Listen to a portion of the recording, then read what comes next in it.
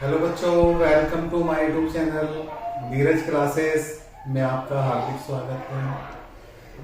आज मैं आपके सामने जो कल 24 फरवरी को पेपर आएगा कक्षा 12 का, वही पेपर सेम टू सेम लेकर आया आपके लिए। सही है बच्चों? तो सभी बच्चे इसको सोल्व करेंगे। बहुत इंपॉर्टेंट पेपर है ये। चलो चलते हैं आज के इस पेपर पर। सभी बच्चे ध्यान से देखेंगे, सेम टू सेम यही आएगा कल 24 फरवरी को। सामान्य निर्देश है ये। सबसे पहले क्या है, प्रारंभ के 15 मिनट परीक्षार्थी को प्रश्न पत्र पढ़ने के लिए निर्धारित है। फिर सेकंड पॉइंट है इसका निर्देश, संपूर्ण प्रश्न पत्र 2 भागों खंड क तथा खंड ख में विभाजित है। तीसरा निर्देश है, दोनों खंडों के सभी प्रश्नों के उत्तर देना अनिवार्य है। खंड ख के भी प्रश्न के आंसर देंगे और खंड ख के भी प्रश्नों के आंसर देंगे बच्चों। तो दोनों खंड बहुत ही इंपॉर्टेंट हैं। तो खंड क्या ये रहा, खंड क में पहले का क्या प्रश्न है, बाल कृष्ण भट्ट द्वारा संपादित पत्रिका है। बाल कृष्ण भट्ट द्वारा कौन सी पत्रिका है बच्चों? हिंदी प्रदीप। इसका आंसर लगाएं, हिंदी प्रदीप। दूसरा, भाषा और आधुनिकता निबंध के लेखक हैं। भाषा और आधुनिकता निबंध के लेखक, इस पर टिक लगाएंगे, प्रोफेसर सुंदर रेड्डी। प्रोफेसर सुंदर रेड्डी। तीसरा एमसीक्यू है, हिंदी का प्रथम मौलिक उपन्यास कौन सा माना जाता है? हिंदी का प्रथम मौलिक उपन्यास कौन सा माना जाता है बच्चों? परीक्षा गुरु। आवारा मसीहा की रचना विधा है। आवारा मसीहा की रचना विधा क्या है बच्चों? जीवनी। अगला, दूसरा तार सप्तक का प्रकाशन वर्ष है 1951। प्रश्न 2 का क्या है, आदिकाल का वीरगाथा काल नामकरण किया था, किसने करा था? आचार्य रामचंद्र शुक्ल ने। आदिकाल का वीरगाथा काल नामकरण किसने किया था? आचार्य रामचंद्र शुक्ल ने। अगला ख प्रश्न है, दूसरे का ख, छायावाद की मुख्य विशेषता है। क्या है बच्चों छायावाद की मुख्य विशेषता? प्रकृति का सूक्ष्म चित्रण। तीसरा एमसीक्यू है, सुमित्रा नंदन पंत ने नौका विहार कविता की रचना किस स्थान पर रहकर की? सुमित्रा नंदन पंत ने नौका विहार कविता की रचना किस स्थान पर रहकर की? किस पर रहकर की थी इसने? काला काकर। किस पे की थी? काला काकर पर। अगला प्रश्न है, अगला एमसीक्यू है, कला और बूढ़ा चांद की रचना का रचेता है। कौन है बच्चों? 4 ऑप्शन दे रखे, जयशंकर प्रसाद, रामनरेश त्रिपाठी, सुमित्रा नंदन पंत, सूर्यकांत त्रिपाठी। तो कौन सा सही है बच्चों? सुमित्रा नंदन पंत। डैवाला हिंदी का प्रथम महाकाव्य है। हिंदी का प्रथम महाकाव्य कौन सा है बच्चों? खुमान रासो, साहित्य लहरी, पृथ्वीराज रासो, कामायनी। तो कौन सा है बच्चों? पृथ्वीराज रासो। प्रश्न 1 और 2 में विकल्प आएंगे बच्चों। सभी बच्चे ध्यान से देखेंगे, कल यही पेपर लगेगा सेम टू सेम। अगर और ज्यादा विकल्प पढ़ना चाहो तो मेरी वीडियो में जाकर देख सकते हो, 3 वीडियो एमसीक्यू की, उनमें से सारे विकल्प लगेंगे बच्चों। प्रश्न नंबर 3 है, प्रश्न नंबर 3 ऐसी आएगा बन के, निम्न गद्यांशों में से किसी एक को ध्यानपूर्वक पढ़कर उस पर आधारित प्रश्नों के उत्तर दीजिए। ये पहला गद्यांश रखा है, भाषा की साधारण इकाई शब्द है, शब्द के अभाव में भाषा का अस्तित्व ही ध्रुव है। ये वाला दे रखा है बच्चों पैराग्राफ। और इसके नीचे 5 प्रश्न दे रखे हैं। इन 5 प्रश्नों के आंसर इसमें से देख के लिखने। सभी बच्चे ध्यान से देखेंगे, कल यही लगने वाले क्वेश्चन। सबसे पहला आएगा पाठ का शीर्षक और लेखक का नाम। किस पाठ से लिया गया है ये और इसके लेखक का नाम? पाठ से लिया गया, को भाषा और आधुनिकता पाठ से लिया गया है ये। और लेखक का नाम क्या है?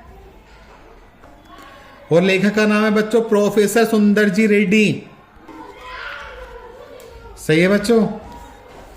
फिर दूसरा है, दूसरा पैराग्राफ दे रखा है, माता अपने सब पुत्रों को समान भाव से चाहती है, इसी प्रकार पृथ्वी पर बसने वाले जन बराबर हैं। ये भी है। इसके नीचे 5% दे रखे हैं, इसके नीचे 5% दे रखे हैं बच्चों। पहला पर्सन पाठ का शीर्षक और लेखक का नाम, किस पाठ से लिया गया ये पाठ है हमारा, ये पाठ का नाम है राष्ट्र का स्वरूप। कौन से पाठ से लिया गया, राष्ट्र का स्वरूप। और लेखक का नाम क्या है, वासुदेव शरण अग्रवाल। इसके नीचे 5% है बच्चों। और ये रे अनंत, चौथा पर अनंत और जनपद शब्द का अर्थ लिखिए। डय वाला समान अधिकार का भागी कौन होता है, सब इसमें से छांट के लिखने बच्चों। ये सारे प्रश्न 2-2 नंबर के आएंगे।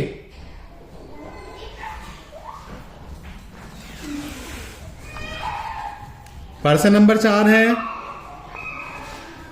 निम्नलिखित पद्यांशों में से किसी एक को ध्यानपूर्वक पढ़कर उस पर आधारित प्रश्नों के उत्तर दीजिए। ये 2 पद्यांश हैं, ये पद्यांश है, इसके नीचे प्रश्न दे रखे हैं, इन प्रश्नों के आंसर इसमें छांटने बच्चों। देख लो कौन सी है। एक, नील परिधान बीज सुकुमार, नील परिधान बीज सुकुमार, खुल रहा है मृदुल अधखुला अंग, खिला हो ज्यों बिजली का फूल, मेघ बन बीच गुलाबी रंग, ओहो वह मुख पश्चिम के व्योम, बीच जब गिरते हो घनश्याम। इसके नीचे 5% दे रखे। पहला प्रश्न है, कवि का शीर्षक और कवि का नाम बताइए, ये 2 नंबर का है। दूसरा प्रश्न है, रेखांकित अंश की व्याख्या, जिन पे लाइन खींच रही है उनकी व्याख्या करनी है बच्चों अपनी भाषा में, अपनी लैंग्वेज में। तीसरा प्रश्न, मेघ वन में कौन सा अलंकार है, मेघ वन में कौन सा अलंकार है बच्चों। 5वां प्रश्न है, प्रस्तुत पंक्तियों में किसकी सुंदरता का वर्णन किया गया है। फिर चौथे का ख प्रश्न है, ये रहा, जल पंजर गत अबे अरे धीर अभागे, पे ज्वलित भाव थे स्वम तुझी में जागे। एक ये पैराग्राफ है, बहुत ही इंपॉर्टेंट है दोनों ये, तो सभी बच्चे ध्यान लगा करेंगे। इसके नीचे प्रश्न दे रखे हैं, देख लो। पहला प्रश्न है, कवि का शीर्षक और कवि का नाम बताइए। कविता का शीर्षक और कवि का नाम 2 नंबर का है। रेखांकित अंश की व्याख्या 2 नंबर की है। तीसरा प्रश्न, उपयुक्त गद्य पद्यांश में किसका संवाद हो रहा है, किसका संवाद हो रहा है ये बताएंगे पढ़कर। चौथा प्रश्न ये है, पश्चाताप की अग्नि में कौन जल रहा है। 5वां प्रश्न है, वे ज्वलित भाव किसमें जगे थे, इसमें से पढ़ के बताएंगे बच्चों।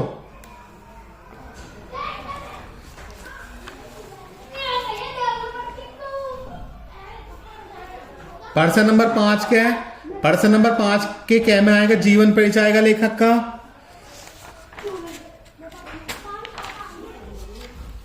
जो कि हजारी प्रसाद द्विवेदी का और वासुदेव शरण अग्रवाल का है, हरिशंकर परसाई का है। ये सभी बच्चों ने याद कर रखे होंगे जरूर, बहुत ही इंपॉर्टेंट है कल के लिए। 5 ख है, 5 ख में कवि के जीवन परिचय आएंगे बच्चों। 3 नंबर का जीवन परिचय, फिर भाषा शैली, साहित्य में स्थान, सारी चीज देनी पड़ेंगी। महादेव वर्मा का है, मैथिली शरण गुप्त का है, रामधारी सिंह दिनकर का है बच्चों। बहुत ही इंपॉर्टेंट क्वेश्चन कवि के जीवन परिचय है बच्चों ये। प्रश्न नंबर 6 में पंचलाइट या बहादुर कहानी के उद्देश्य है, या तो पंचलाइट या बहादुर के उद्देश्य करने ये रहा, ये पेपर निकल का ये रहा। प्रश्न नंबर 7 में स्वपठित खंड काव्य के आधार पर किसी एक खंड के एक प्रश्न का उत्तर दीजिए। किसी एक प्रश्न के खंड का उत्तर देना है, स्वपठित जो आपके यहां हो उसके आंसर देना है। मैं मान लिया हमारे यहां श्रवण कुमार है, तो हमें सारे प्रश्न छोड़ने बच्चों ये, और कौन सा करना है, मैं श्रवण कुमार का करना है। कौन सा करना है बच्चों, श्रवण कुमार का। उसमें भी 2 आएंगे, या तो ऊपर वाला करो या नीचे वाला करो, या करके आएंगे, या तो ऊपर वाला या नीचे वाला बच्चों। तो हमारे यहाँ कौन सी बुक है? श्रवण कुमार। तो श्रवण कुमार की करने, कहीं मुक्ति यज्ञ है, फिर मुक्ति यज्ञ वाले इन दोनों में से एक करेगा, कहीं सत्य की जीत खंड काव्य है, जहां जो लग रहा वही करेंगे। हमारे यहां श्रवण कुमार है तो बच्चों श्रवण कुमार ही करेंगे, सारे छोड़ देंगे। प्रश्न नंबर 8 कै, यहां तक हमारे खंड कै के प्रश्न थे। यहां तक कौन से प्रश्न थे बच्चों? खंड कै के। अब प्रश्न नंबर खंड ख, खंड ख चलेगा हमारा। खंड ख में प्रश्न नंबर 8 कै है। खंड ख में प्रश्न नंबर कितना? 8 कै। 8 कै में संस्कृत का गद्यांश देगा। संस्कृत का गद्यांश ये रहा बच्चों। इसका पहले संदर्भ लिखना, फिर हिंदी में अनुवाद करना है। 2 + 5 7 नंबर का आएगा। संस्कृत का गद्यांश ये रहा, सभी बच्चे ध्यान देंगे। हिंदी संस्कृत भाषासु अस्य समानाधिकार आसीत, हिंदी हिंदू हिंदुस्ताना अयम निरंतर प्रत्ययनम अकरोत। ये वाला याद करना है बच्चों, याद न करा हो तो। संदर्भ सहित याद करना है बच्चों।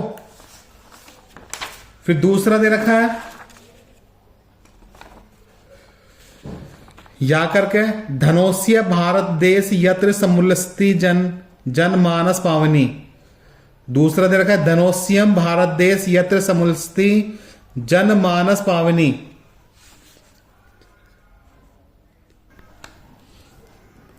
समुल्लस्ति जनमानस पावनी, ये वाला करना है बच्चों। देख लो, पहला संदर्भ फिर हिंदी अनुवाद। कल 80% पेपर लगे, कल ये वाला गारंटेड करें 80%। प्रश्न 8 है। प्रश्न 8 ख में आएगा, दिए गए पद्यांशों में से किसी एक का संदर्भ हिंदी में अनुवाद कीजिए। पद्यांश देगा संस्कृत के, 2 में से एक करना। पर करने दोनों ही वाले देख लो। प्रणति है सुचरिते पितरम स पुत्रो, यद भूर्तु रेव, ये वाला करना है बच्चों। फिर या करके अये लाजू ने छे, ये वाला करना है, देख लो।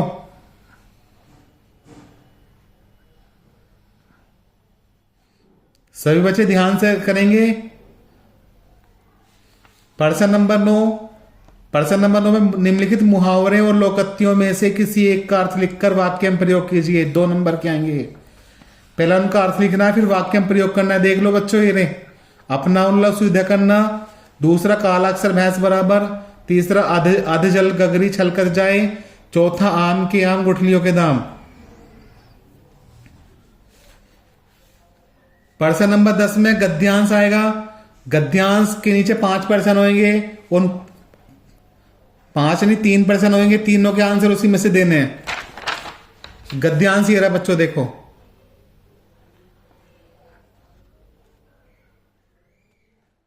देख लो सब ध्यान से।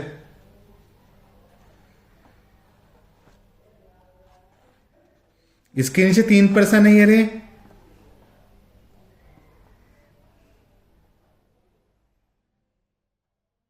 प्रवृत्ति निवृत्ति के चक्र में फंसा मनुष्य क्यों थक जाता है?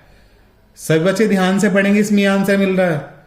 ख, प्रेम और ईर्ष्या की वासनाओं में पड़कर मनुष्य की स्थिति ऐसी हो जाती है। इसमें सी है, रेखांकित अंश का आज से लिखिए। जिन पे लाइन खिंचड़ी है उनकी व्याख्या करनी है अपने भाषा में।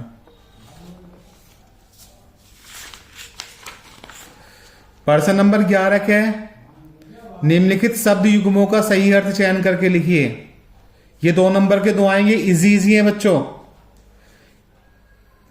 11 कै में पहला अविराम अभिराम। अविराम अभिराम का मतलब अनवरत और आकर्षक, ये वाला ऑप्शन सही है बच्चों।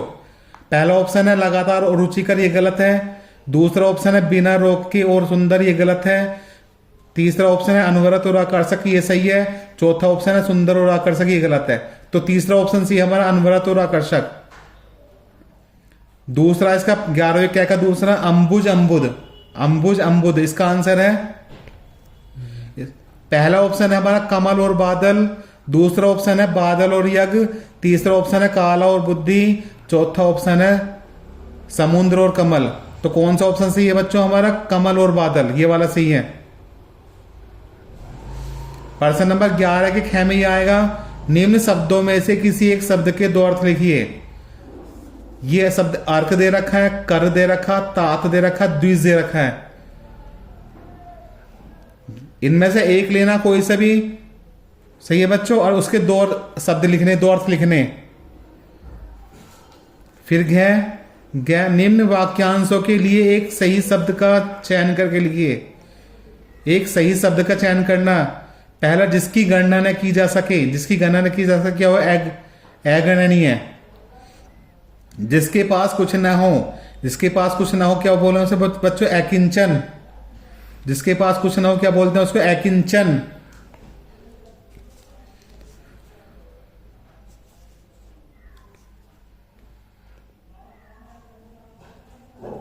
ग्यारहवीं घ प्रश्न है बच्चों, निम्न में दो वाक्यों को शुद्ध करके लिखिए, एक और एक दो। इनमें से वाक्यों को शुद्ध करने बच्चों, उल्टे सीधे वाक्य देगा और उसको आप शुद्ध करके लिखने हैं।